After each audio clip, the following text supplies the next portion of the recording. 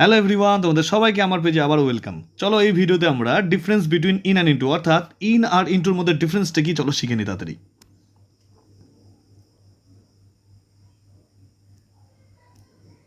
In in refers to things at rest অর্থাৎ কোনো স্থিতি বোঝাচ্ছে কোনো কিছুর মধ্যে আবদ্ধ বা ভিতরে আছে আর সেটা স্থির, সেটি বোঝানোর ক্ষেত্রে আমরা ইন ইউজ করি। যেমন the players are now in pavilion অর্থাৎ প্যাভিলিয়নে প্লেয়ার্সরা এখন আছে, তো প্যাভিলিয়নের ভেতরে আছে, স্থির আছে, তো সেটা বোঝানোর ক্ষেত্রে আমরা এখানে ইন ইউজ করব।